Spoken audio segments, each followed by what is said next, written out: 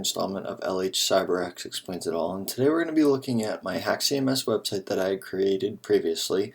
We're going to be looking at accessibility again for another week, another installment, and more specifically we're going to be looking at a specific type of technology or software program, and we're going to dive into what it might have looked like in the 80s and the 90s and what features it might have had, what it might have lacked, what each era brought to the system that made it what it is today. So I'm going to be talking about Slack. Now, most people who are in the IT community and cybersecurity community know what Slack is, but Slack is an instant messaging platform that is cloud-based. However, each conversation is called a channel, and a channel can be composed of many different people.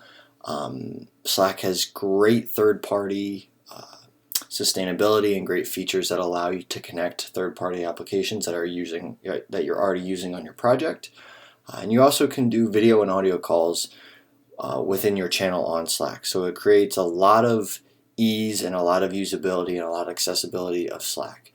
Now we're going to be looking at what Slack might have looked like in the 80s. Now back in the 80s there wasn't much HTML, there wasn't much layout and design, so my best guess is that it would look something like a command prompt. Now, obviously we can't run Slack, what it would be like through a command prompt right now, but we can, if we open up a terminal, this is what my terminal looks like, and so it might look something like as simple as run Slack, right?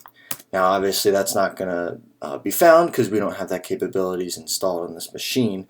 But once you're in, you could type your username and then hit enter, and then your password and then hit enter. Now, once you're in there, you could say, you could change directory to your, let's say, work channel. It would change it to the work directory, and then you could say, if the action might be type, you could say type, hello.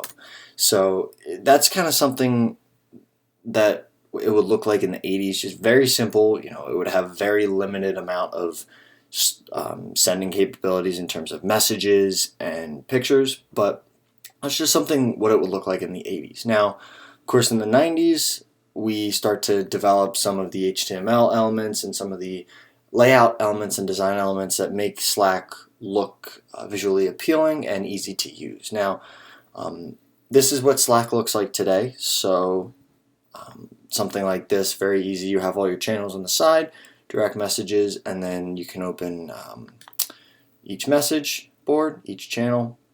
Now, something in the 90s would probably be a little bit more square and block-like, so all of these kind of rounded edges and these sleek lines and layouts would be very square, very sectioned off. So all of these channels would probably have a hard line around them, and all of these capabilities like these mousing over capabilities would probably not be there, but for the most part it would start to take the general shape of what it might look like today, how it looks. So it's just a quick overview of an example of how a design has become more accessible over the years, how it may have started as something as simple as a terminal program and then escalated with the HTML elements and web components and escalated into what it is today.